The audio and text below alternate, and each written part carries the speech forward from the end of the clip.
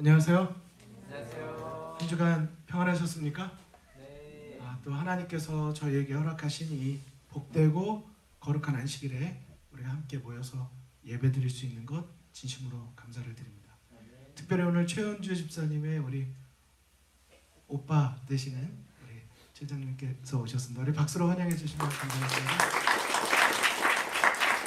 제가 지금 오빠라고 해야 되는데 자꾸 머릿속에 오라버니라는 단어밖에 생각이 안 나서 잠깐 우물쭈물했는데 감사합니다. 제가 오늘 말씀을 시작하면서 우리 이 자리에 있는 우리 청년 그리고 우리 성도님들께 감사하다는 말씀을 먼저 꼭 드리고 싶었습니다. 너무 감사하다고. 그리고 두 번째는 정말 잘하고 계시다고 말씀을 드리고 싶습니다. 제가 사실 대쟁투를 시리즈로 하면서 3월 첫째 주에 말씀하고 이제 한 달 만에 다시 주제를 이어가는데, 물론 그 사이에 각 부서 정상회로 우리가 많은 은혜를 나눴고, 또 손경상 장로님을 통해서 대쟁투 시리즈의 특별 시리즈를 또 우리가 3월 달에 두 번 또 듣기도 했었습니다. 그 사이에 지난 한 달 사이에 사회인부, 캠퍼스부, 엘림 청소년부의 리트릿이 우리 금토일 또 이렇게 주말 동안 있었고, 우리가 단합도 하고 결심도 하고 하나님께 헌신도 또 다짐하고 드리고 우리가 모였습니다. 안식일의 이 신앙이 얼마나 중요한가. 특별히 지난주 선교부 정상회 할 때 우리 박승호 형제가 다 간증을 은혜롭게 해주셨지만 그 중에 특별히 이런 표현을 주셨어요. 지금 6시 내 고향 혹은 엘모아, 지금 캠퍼스 대학부가 6시에 소그룹을 바로 교회에서 하는데, 이것을 지금 하는 목적도 있고 이유도 있지만 그것에 특별한 하나의 기대와 기도가 있다면, 학생 때 이것이 우리의 습관이 돼서 졸업을 하고 나서도 어디 있든지 교회를 생각하고 교회에 갈 수 있는 마음, 이것이 훈련이 되고 습관이 돼서 그냥 이렇게 어디 있든지 간에 더 소중하게 내가 안식일을 준비하는 마음. 제가 지난주에 그 말씀을 딱 들었을 때 하나님께서 얼마나 기쁘실까 하는 생각이 또 들었습니다. 그래서 저는 지금 여러분들께서 만들어가고 계시는 이 나름대로 아름다운 신앙의 전통과 이 우리의 이 문화와 이 유산이 정말 엘더섬에서 대대로 일어나고 사실 더 넓게 펼쳐져 갔으면 좋겠습니다. 꼭 소그룹이라고 하는 특징이 아니더라도. 제가 지난주에 이제 말씀을 듣고 그 생각이 떠올랐어요. 아시는 바대로 저는 어렸을 때부터 이제 어머니께서 저희를 다 키우셨는데 가게를 운영하셨습니다.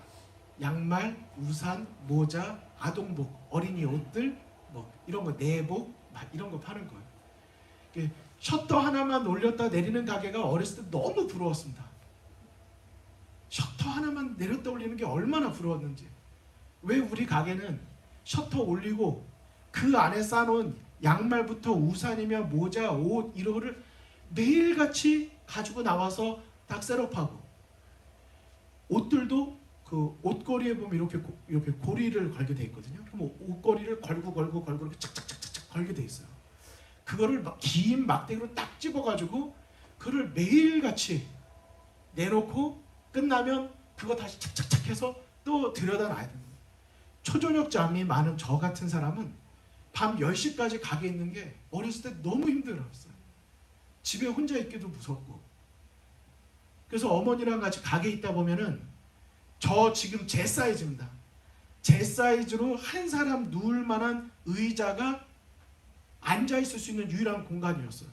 제가 7살 때 7시 정도부터 밤 10시까지는 혼자 거기서 자다가 떨어지기도 여러 번이고, 거기서 자다가 이제 깨면은 엄마가 이제 가야 된다, 짐 싸자 그러면은 졸린데 가가지고 이제 양말을 턱까지 싸가지고 이렇게 떨어뜨리지 않고 이렇게 껴가지고 옮겨놓는 것입니다.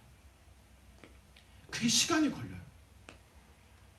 그런데 금요일만 되면은 어머니께서 이제 7시 옛날 같은 시골에 있는 곳들은 이 농번기와 그렇지 않은 때에 따라 예배 시간이 달라요. 저희는 그냥 1년 내내 7시 반 이렇게 통일되어 있지만 보통은 7시 반에 드리기로 했다가 해가 길어질 때는 저녁 8시 이렇게 예배를 드리거든요. 그럼 그 시간에 맞춰서 짐을 싸는 것입니다. 8시에 예배 드리는 날은 이제 한 7시 조금 넘으면 이제 조금씩 서서히 이제 짐을 싸기 시작하세요. 시간이 이제 다 되면은 손님이 와도 보냅니다. 그 한 명의 손님을 애타게 기다렸던 온종일 있었지만은 안식일의 시간이 다가오면 그 손님마저도 물론 조금 시간이 가능하면 한 손님이라도 더 팔면 제일 좋지만 그 손님을 했다가 시간이 늦어질 거면 포기하는 것입니다. 그래서 어머니랑 이제 급하게 막 짐을 쌓고 막 둘이서 팀이 돼가지고 막 옮기고 나면은 그때가 제가 초등학교 5학년, 6학년입니다. 그럼 그때 이제 예배 시간 늦을까봐 부랴부랴 이제 막 싸서 교회를 헐레벌떡 들어가요. 그러면은 어쩔 때는 7시 반 시작인데 7시 27분, 29분 막 이렇게 도착합니다. 그러면 매일같이 도시락 싸들고 가는 가방을 가지고 본당에 들어갈 수 없으니까 1층 들어가다가 지하실 거기 보일러실 있는데 거기에다가 꼭 어머니가 식당 가방을 거기다 숨겨놓으세요. 숨겨놓고 어서 올라가라. 그리고 이제 첫 찬미 이제 묵상기도로 예배 시작하겠습니다. 그 말이 시작되기에 맞춰서 헐레벌떡 가는 거예요. 그거 딱 들어가는데 이제 더 미리 가면 좋지만 이제 가게를 또 운영해야 되는 입장에서 그렇게 맞춰서 가면은요. 제가 지금 몇 초 늦었다 뭐 했다 가지고 하나님께서 구원의 여부를 이렇게 하시는 게 절대 아니지만 그때 마음속에 갖는 그 평안과 기쁨이 있어요. 하나님 저 왔어요. 하나님 저희 왔어요. 하는 그 예배에 임하는 마음에 행복감이 있는 거죠. 제가 오늘 서두에 이렇게 말씀을 좀 다시 한번 한 달 만에 이제 또 말씀을 드리면서 말씀을 드립니다. 이 시간을 귀히 여겨주셔서 정말 감사드리고 정말 잘하고 계시다고 응원드리고 싶습니다. 이것을 소중히 생각하시고 이 속에서 나의 신앙의 행복을 누려보시기 바랍니다. 안식일에 예배를 소중히 여기는 마음, 어디에 있든지 다니엘이 예루살렘을 향해서 하루에 3번씩 기도했던 것처럼 내가 분주한 중에 일과를 보냈지만 또 가능한 대로 마무리를 짓고 또 하나님께로 예배드리기 위해서 가는 그 발걸음이 하나님께서 축복하시는 발걸음이 분명히 되실 것입니다.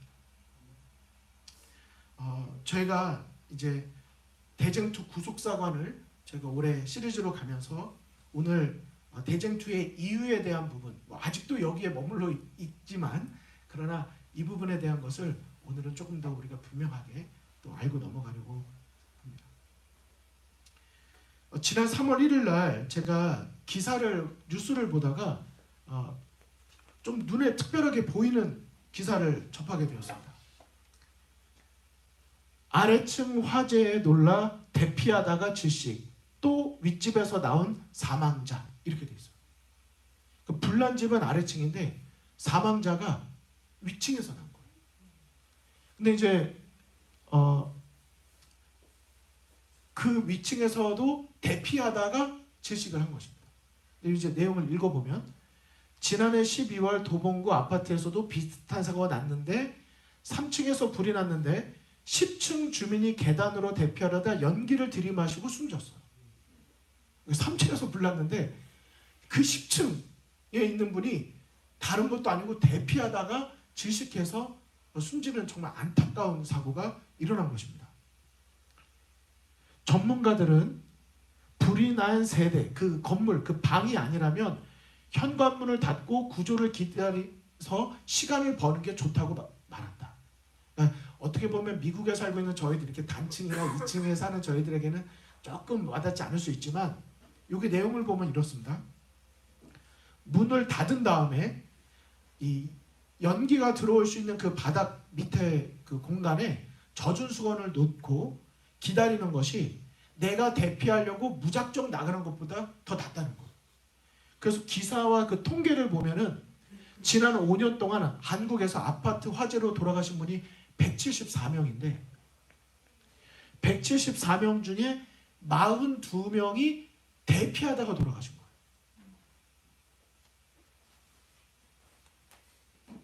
근데 더 안타까운 사실은 돌아가신 분들 가운데 90.1%가 나중에 불을 껐는데 다른 집으로 번진 게 없다는 거예요.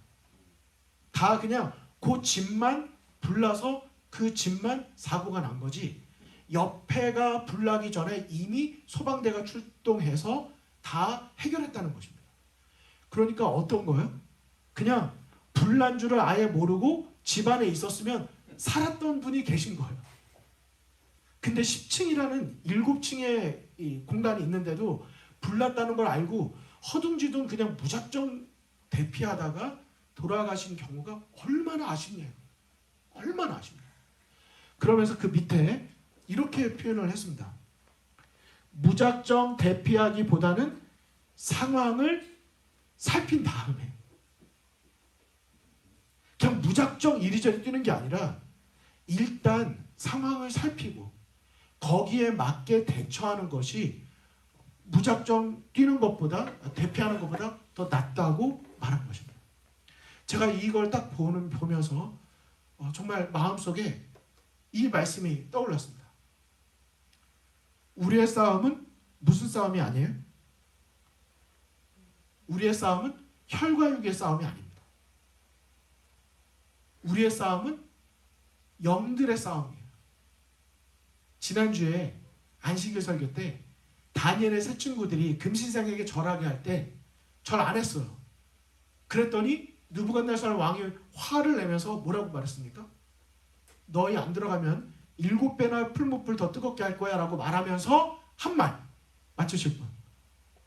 마지막에 한 말 느부갓네살이 누가 능히 어떤 신이 너희를 나의 손에서 건져내겠느냐라고 말합니다.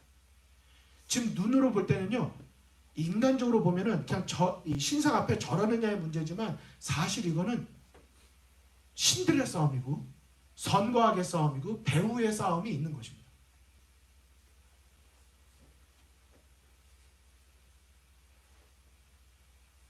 에베소서는 6장에서는 하나님의 전신갑주를 입으라고 말하고 있습니다. 지금 이게 죄송합니다. 배터리가 부족해서 지금 이게 좀 문제가 생긴 것 같아요. 잘 보이지 않는 것 같은데 제가 제 핸드폰으로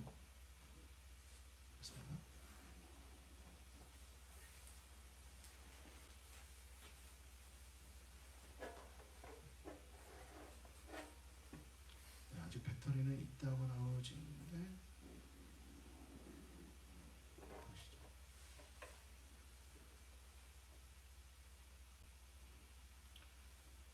그래서 에베소서 6장 13절에 보면은 하나님의 전신갑주를 입으라. 악한 날에 너희가 능히 대적하고 모든 일을 행한 후에 서기 위함이라고 말했습니다. 여러분 등대가 넘어지면 제 기능을 못합니다. 분명히 에베소서는 저희에게 말하기를 저희가 승리하기 위해서는 반드시 해야 될 일이 있는데 하나님의 전신갑주를 입어야 한다고 말씀한 것입니다. 요 그림들이 아주 잘 되어 있는데 여러분에게 여쭙겠습니다. 대쟁투의 끝에 선포되는 성경절이 있는데 혹시 아십니까? 그게 여기 빌립보서 2장 9절로 11절에 있습니다. 이 구절이 대쟁투가 끝날 때 선포되는 구절이에요. 우리가 지금 대쟁투를 다루고 있으니까 같이 한번 읽어보실까요? 시작. 이러므로 하나님이 그를 지극히 높여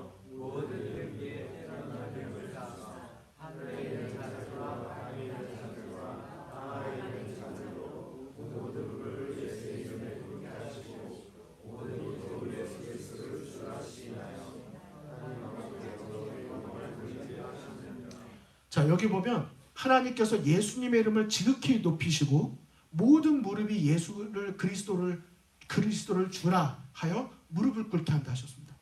하늘에 있는 것이나 땅에 있는 것이나 땅 아래에 있는 이 세상에 있는 모든 피조물들이 창조주를 인정하고 경배하는 예배가 있게 될 것이라고 말한 것입니다. 여러분, 이런 날에 저희가 이 자리에 같이 서야 되지 않겠습니까? 그게 그냥 되는 게 아닌 것입니다. 우리가 교회를 다니면서 무조건 열심을 낸다고 되는 게 아닙니다. 사단이 무엇으로 공격하는지, 사단이 왜 이런 선악간의 대쟁투가 이루어졌는지를 우리가 분명히 알고 어디서부터 이런 이유가 시작됐는지를 우리가 기억해야 하는 것입니다.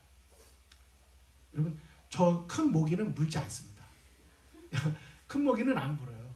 그래서 괜찮습니다. 너무 겁내지 않아도 괜찮습니다.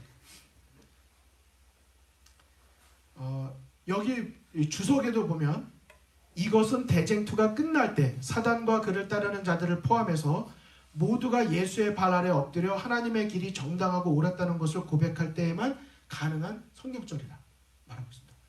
여러분, 마음속에 생각하십시오. 많이 이 말씀을 묵상하세요. 빌립보서 2장 9절로 11절에 있는 이 말씀 때 내가 그 자리에 서겠다고 결심하시기 바랍니다. 그리고 조금 전에 아파트 화재에 대해서 말씀드린 것처럼 우리 모두가 방향을 알고 간다고 생각했을 때 오늘 내용이 바로 그 부분을 다루고 있다는 것을 기억하시면 좋겠습니다. 자, 그러면 우리 대쟁투 이후 네 번째 루스벨의 반역을 좀 보도록 하겠는데, 지난달에 보셨던 몇 컷을 먼저 간단하게 좀 보도록 하겠습니다. 자, 대쟁투의 시작 그러면 딱 떠오르는 성경절 이제 뭐가 돼야 되죠? 요한계시록 12장입니다. 12장 7절로 9절에 어디서 전쟁이 있었어요? 하늘에서 있었습니다. 여러분, 전쟁은 하늘에서 시작됐습니다. 그러니까 우리가 지금 이 땅에서 하고 있는 전쟁에서 승리를 거두려면 어디에서 일어난 전쟁을 이해해야 돼요? 하늘에서 일어난 전쟁이 도대체 왜, 무엇 때문에, 누구에 의해서 일어났는지를 알아야 됩니다. 근데 저희가 솔직히 알아요, 몰라요? 제가 여쭤봤습니다. 하늘에서 일어난 전쟁을 저희가 알아요, 몰라요?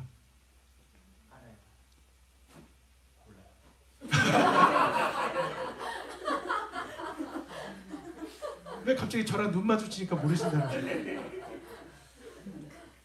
여러분 어떠세요? 아세요? 알다가도 모를 일이세요? 저희가 지금 되게 솔직한 겁니다. 저희 솔직히 모른다고 하면 안다고 말하고 싶어요. 그러니까 아냐고 물으면 뭘 말해야 될지 모르겠어요. 부조와 선지자 1장 읽어보신 분. 한 번쯤은 다 읽어보셨을 거예요. 적어도 지난번에 금요일에 오셨으면 그때 같이 한번 읽었기 때문에 한 번은 읽으셨어요. 근데요, 부조와 선지자 1장이 내용이 굉장히 많고 사실 어렵다고 말하기는 좀 그런데 딱 내가 정리해서 말하려면 좀 어렵습니다.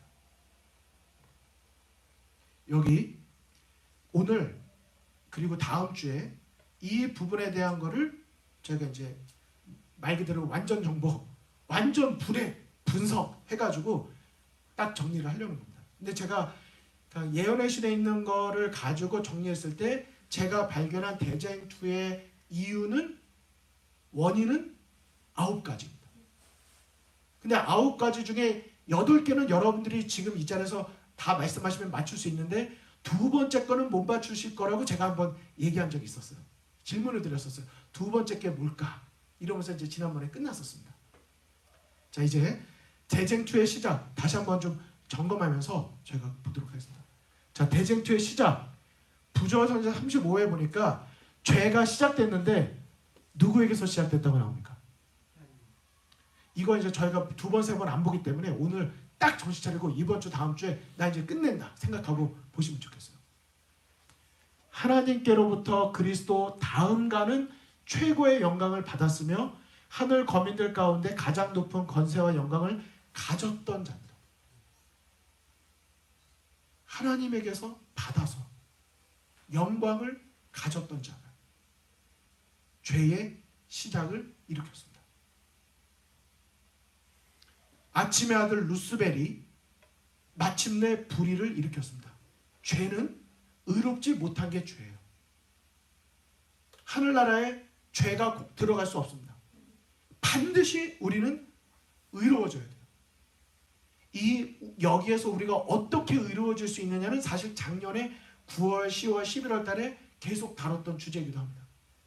결코 우리 자신의 노력의 의로는 구원받을 수 없습니다.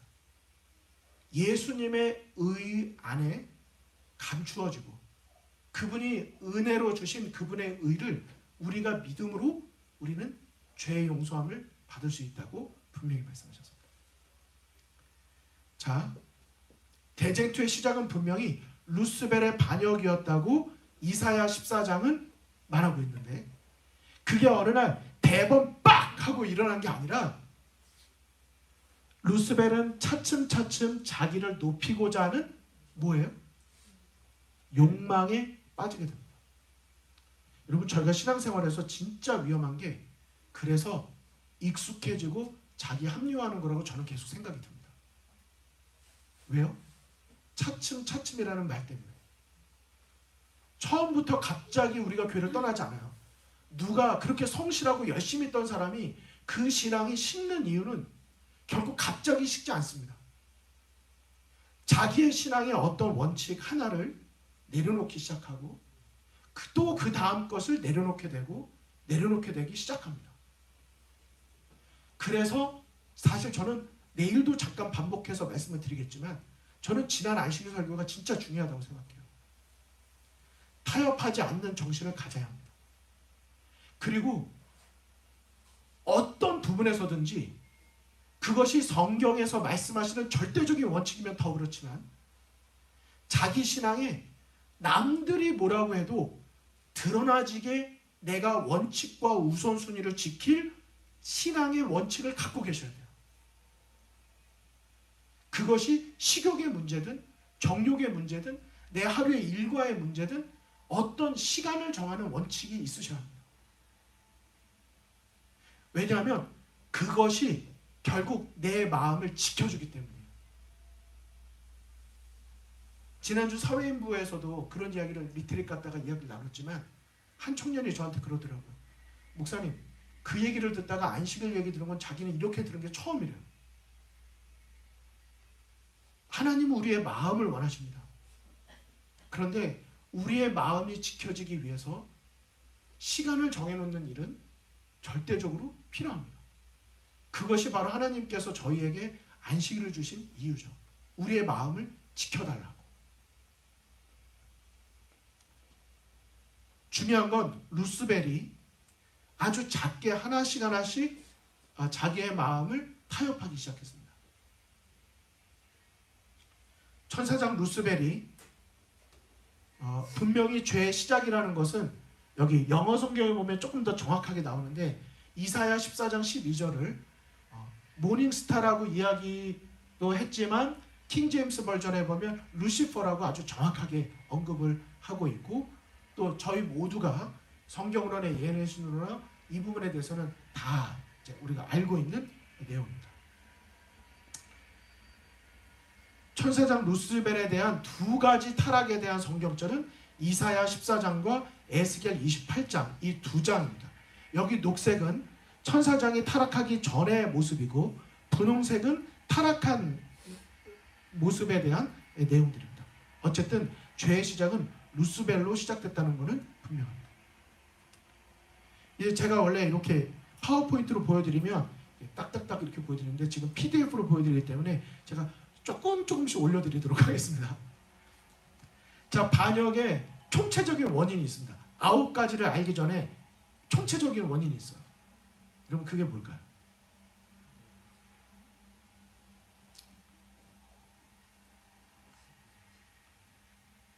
영감의 글에서 우리에게 말하고 있는 건 자유를 악용한 것입니다. 여러분 이거 잘 생각해 보십시오. 하나님께서는 우리가 행복하기 원하셔서 창조하셨고 구원하셨습니다. 우리가 행복하기 원하셔서 사랑의 율법을 주셨고 선악을 알게 하는 나무도 주셨어요. 결국 하나님이 우리를 구원하시는 목적도 우리의 행복이고, 하나님께서 많은 제도들을 주신 것도 여러분과 저의 행복을 위함입니다. 그런데 우리의 행복의 전제 조건은 무엇이어야 돼요? 도덕적 의지와 선택의 자유 없이는, 강요로는 절대로 행복한 사랑의 관계를 유지할 수도 없고 만들 수도 없는 것입니다. 그래서 하나님께서 우리에게 사랑으로 또 행복을 위해서 자유를 주셨는데, 내게 주어진 자유를 악용함으로써 죄가 시작됐습니다. 여러분, 여기서 뭔가 하나 좀 느껴지시는 거 있지 않습니까?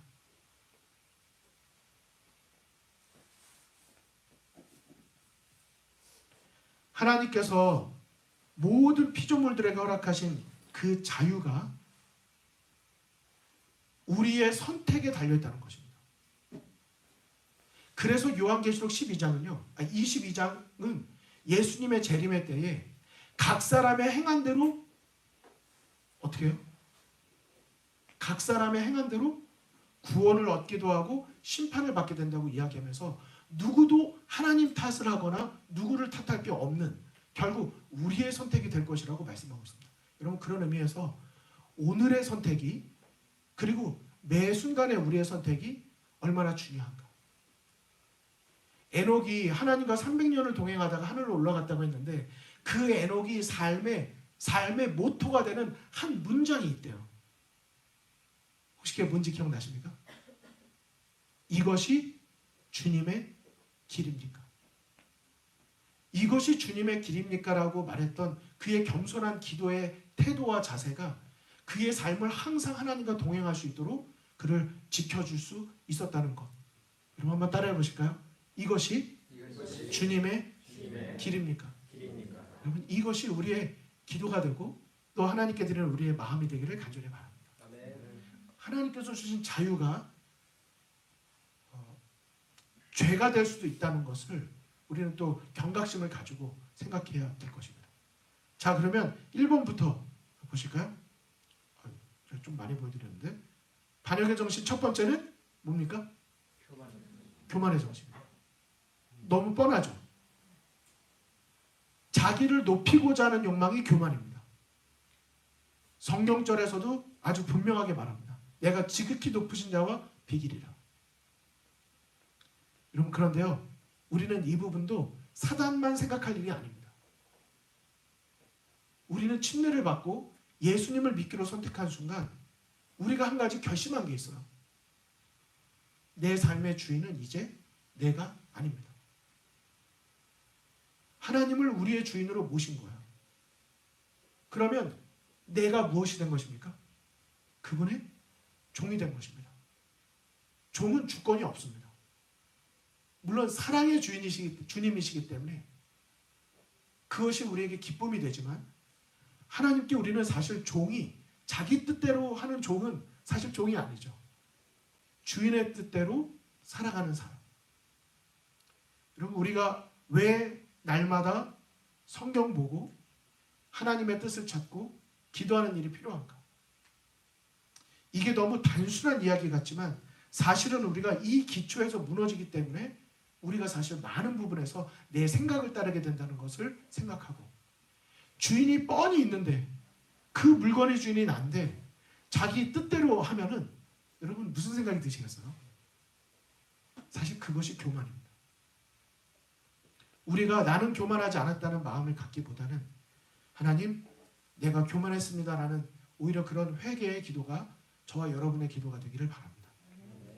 두 번째 뭘까요? 제가 두 번째 거를 지난번에도 그렇고 오늘도 또 여쭤봤는데, 사단의 많은 반역의 원인 가운데 두 번째는 뭘까요? 질투, 시기, 뭐 여러 가지 생각이 드시겠죠? 저는 두 번째를 잃어버린 청지기 정신이라고 말씀을 드리고 싶습니다.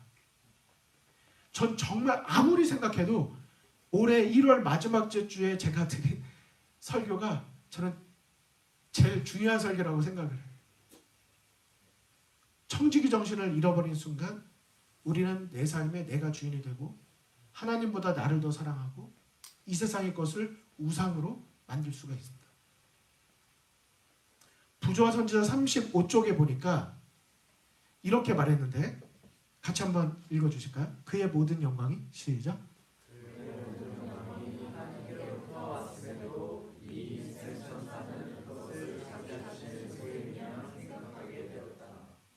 무슨 생각을 품었어요?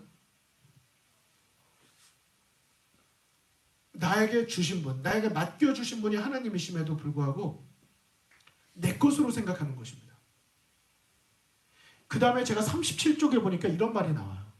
루스벨은 자기에게 부여된 높은 명예들을 하나님께서 주신 특별한 선물로 인정하지 않았기 때문에 창조주께 감사하는 마음이 전혀 일어나지 않았다는 것입니다. 결국 감사하는 삶이 중요하지만 그 감사를 일으키는 마음이 먼저 있어야 가능한데 그 감사가 시작되는 그 정신과 마음은 바로 하나님께서 나에게 맡겨주신 이 모든 것은 하나님의 것임을 인정하는 것입니다. 그래서 청지기 정신은 이 세 가지 질문으로 정의된다고 생각해요. 하나님의 소유권을 내가 인정하는가? 누구를 더 사랑하는가? 누가 진정한 내 삶의 주인인가? 우리가 날마다 이 세 가지의 질문에 대해서 대답할 수 있을 때 우리는 청지기 정신을 잃어버리지 않을 수가 있습니다. 그런 정신을 가질 때 우리의 신앙을 지켜주고 하나님을 바라보고 의지하는 삶이 가능한 것입니다.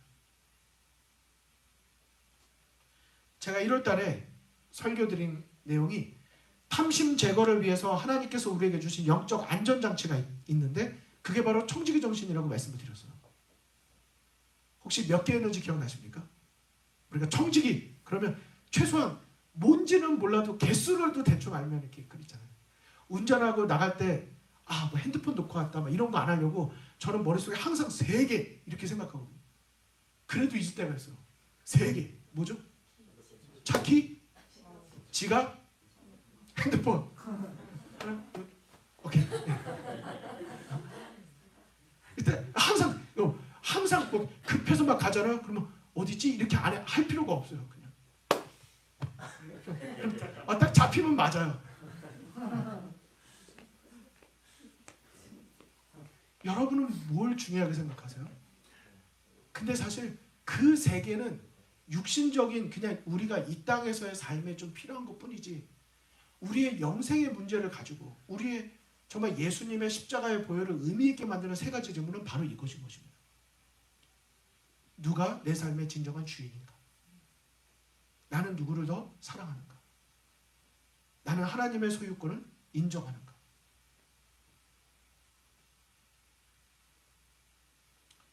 청지기 정신은 6개입니다.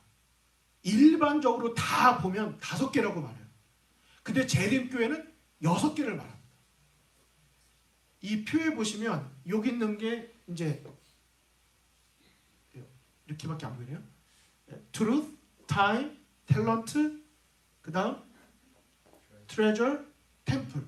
이제 이렇게 5개를 다 T로 이제 맞춰서 이렇게 표현을 했는데 우리 교회의 청지기 정신을 보면은 몸, 능력, 시간, 재물, 진리 그리고 또 한 가지가 지구입니다. 하나님이 이 땅을 정복하라고 말씀하시면서 이 지구, 우리의 환경에 대한 책임을 주셨어요. 그래서 우리 재림교회는 이렇게를 6가지를 가지고 있는데 탐심의 이 6가지마다 사단이 이 청지기 정신을 잃어버리게 하려고 유혹을 주는 것입니다. 뭐라고요? 몸도 내 몸이라고. 내 건데 왜 내 마음대로 하겠다는데. 능력도 내가 원하는 대로 하고 싶은 걸 해야지. 나를 높이기 위해서 해야지. 탤런트도 시간, 재물 마찬가지입니다. 다 그렇게 할 때 하나님께서 미리 아시고 거기로부터 우리를 지켜주시기 위해서 다 시스템을 만들어 주셨어요. 그 몸에 대한 것을 주신 게 바로 건강기별입니다. 저희가 다음 주에 오후 3시에 하는 건강기별 전도회는 정말 여러분 모두가 참석해 주셔야 됩니다. 재림교회 안에서 어느 순간 건강기별에 대한 메시지가 없어졌어요. 듣기가 어렵습니다. 근데 그것은 단지 뭐를 먹고 말고의 문제가 아니라 그걸 통해서 순종의 문제고 바로 내가 하나님을 내 몸의 주인으로 인정하는 일인 것입니다. 능력, 봉사제도, 시간, 안식일 준수, 재물, 11조와 헌금제도, 진리, 복음전도, 선교봉사, 지구, 창조세계를 향한 우리의 사랑의 실천이 포함되어 있는 것입니다. 이 6가지의 내용들에 대해서 우리가 다시 한번 생각하고 하나님께서 맡겨주신 것이지 내 것이라고 생각하지 않는다면 하나님께서 우리에게 탐심을, 교만을 갖지 않도록 우리의 마음을 지켜주시기 위해서 주신 이 시스템들을 여러분 적극적으로 동참하시고 또 참여하시기를 간절히 바랍니다. 세 번째 원인이 불만과 탐욕의 정신입니다. 이 지난주에 살아남는 이들 화요일 날 저희가 이제 가인과 아벨, 셋과 에녹 이게 읽어가고 있는데 여전히 하나님의 반대편에 있는 사람들의 공통점으로 딱 나오는 건 비판과 불평과 불만과 불신이에요. 저희는 불만과 탐욕의 정신에 대한 경각심을 가졌으면 좋겠습니다. 하늘 무리들 중에 최고의 영광을 누리면서도 그는 자기의 지위에 뭐하지 않았어요? 만족하지 않았습니다. 그리고 창조주만이 받을 수 있는 존경을 탐낸 것입니다. 제가 지금 뭐 이런 여기 있는 내용을 계속하니까 조금 공부처럼 또 느껴지시지만 여러분 끊임없이 우리 자신에게 적용하면서 여러분 임하셨으면 좋겠어요. 여러분 지금 여러분들이 있는 상황에 만족하십니까? 진짜 만족하세요? 꿈을 갖는 거 말고요.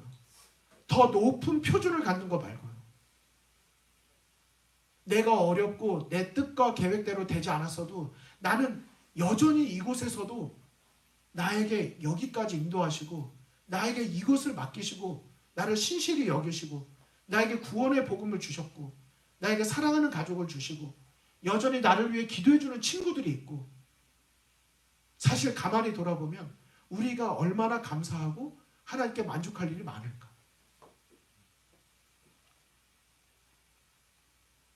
만약 우리 마음속에 불만과 탐욕의 정신이 사로잡혀 있다면 우리가 다시 한번 돌아보게 되시기를 바랍니다. 반역의 원인 네 번째는 이건 여러분들이 타이틀을 읽어주시죠. 시작. 이게 다 비슷비슷한 것 같지만 그러나 이 모든 것들에 대해서 저희가 분명하게 돌아볼 필요가 있습니다. 그는 모든 피조물들이 그들의 애정과 충성에 하나님을 최고로 삼도록 노력하는 대신에 그들의 봉사와 충조를 자기 자신이 받으려고 노력하였다. 영광을 탐내고 대권을 갈망했다. 여러분 혹시 저희들의 마음속에 지난날의 관계에서든지 아니면 나 자신의 여러 가지 꿈에 대한 부분이든지 내가 마음속에 욕심에서부터 시작된 건 아니었을까?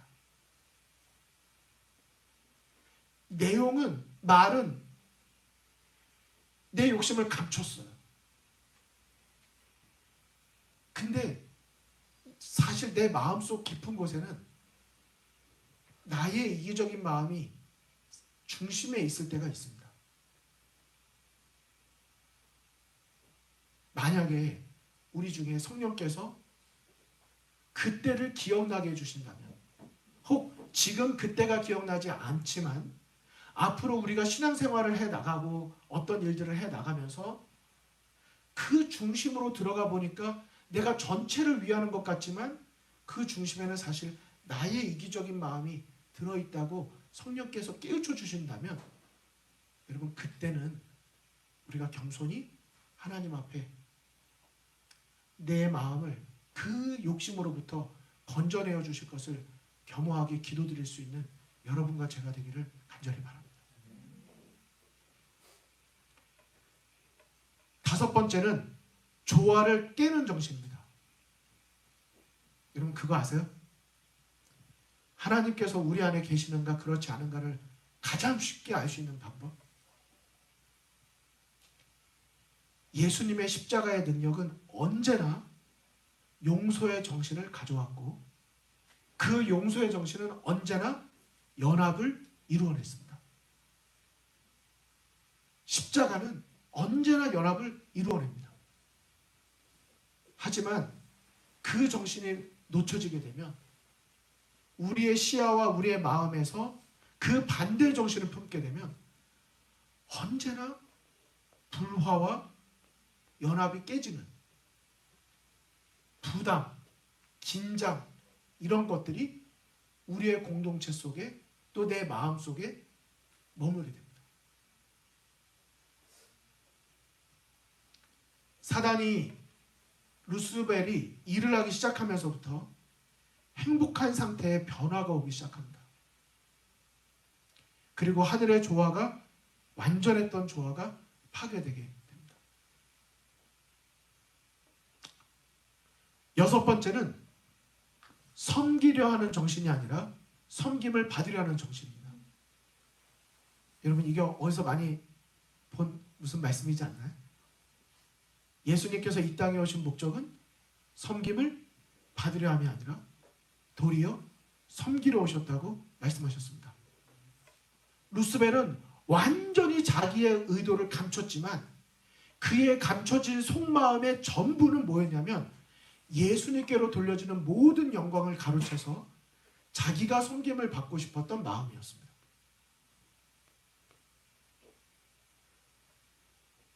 일곱 번째는 반항과 질투의 정신입니다. 하나님께서 사랑과 자비로 경고를 주셨지만 그것은 오히려 그의 반항심을 일으킬 뿐이었고 그의 질투심은 점점 더 커져갔다 그랬습니다. 그러니까 참 처음이 무서운 것 같아요. 이런 마음이 생겼을 때 처음에 방향을 어떻게 갖느냐가 되게 중요한 것 같아요. 여러분 혹시 아직도 사춘기에 있는 분 계십니까? 요즘에 저희 집에서 자주 나오는 말이 사춘기입니다. 혹시 아직도 사춘기인 분이 계세요? 오늘 아침에 이제 한 분이 이렇게 말을 했습니다.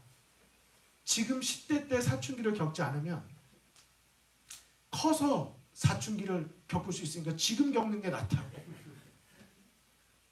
혹시 나는 사춘기를 일찍 되게 심각하게 겪었다는 분 계십니까? 나도 모르게 지나갔다는 분 계세요? 우리 책임자는 제가 오늘 아침에 제가 저희 규현이한테 그랬어요. 규현이는 딱 사춘기가 오는 그때가 팬데믹과 함께 왔어요.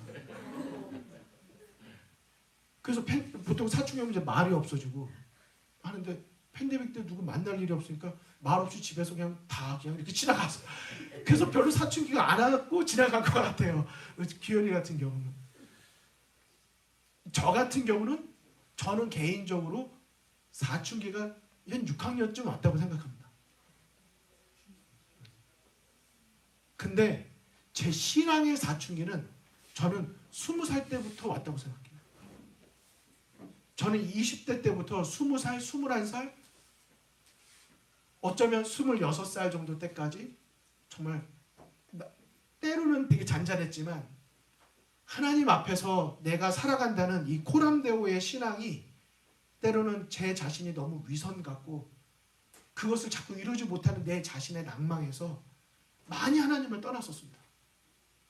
그렇게 떠나면서도 여전히 나는 학생전도사의 직분으로 그날 가서 교회에서 봉사하고 학생들에게 설교하고 있는 그런 내 자신과의 엄청난 내적인 이 전쟁 같은 이런 쟁투가 많이 있었어요.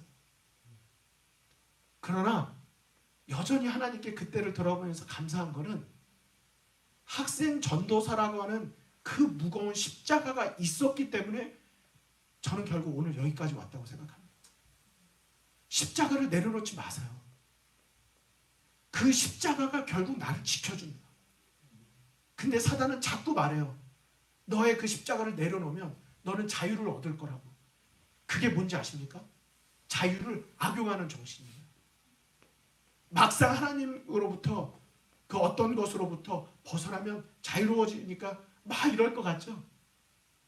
마치 하나님을 위해서 봉사하거나 하나님 안에서 어떤 직분을 맡거나 이러면은 통제될 것 같고 내가 자유롭지 못할 것 같고 힘들 것 같은 생각이 좀 드시죠? 그게 반대인 거예요. 내가 믿음으로 하나님 안에 섬기고 내 은사를 하나님께 드리고 내 시간을 하나님께 드리고 내가 십자가를 질 때서야 비로소 그 안에 예수님 안에서 나를 영적인 분위기 안에 계속 말씀을 듣는 자리 또 내가 봉사할 수 있는 자리에 나를 둘 때 성령의 감화가 나를 지켜주는 것입니다. 여러분 하와가 아담 곁을 떠나지 말라는 경고가 있었음에도 불구하고 나 혼자서 할 수 있다고 생각하다가 넘어졌습니다. 그게 교만이에요. 우리는 예수님이 하신 말씀을 절대 잊으면 안 됩니다. 너희가 나를 따라오려거든. 그 다음 뭐라고 하셨어요? 자기 십자가를 지고입니다.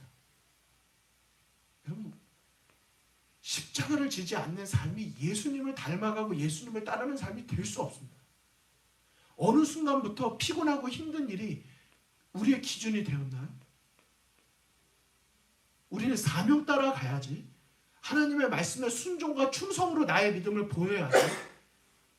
순종과 충성이 아니라 나의 경향을 따르려고 하는 잘못된 선택을 해서는 자유로울 것 같지만 사실은 아닌 것입니다.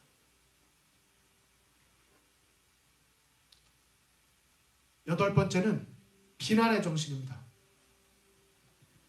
전 정말 이 주제에 대해서 많은 걸 나누고 싶은데 이제 시간이 다 됐습니다. 여러분 비난 많이 안 하시죠? 근데 저는 여기서 비난의 외침이라고 안 적었어요. 비난의 정신이라고 말했습니다. 사실 드러나지 않지만 우리 마음속에 얼마나 많은 비난의 정신이 있나.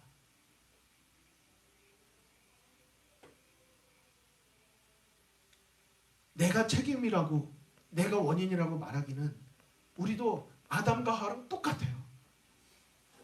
너 왜 먹었니?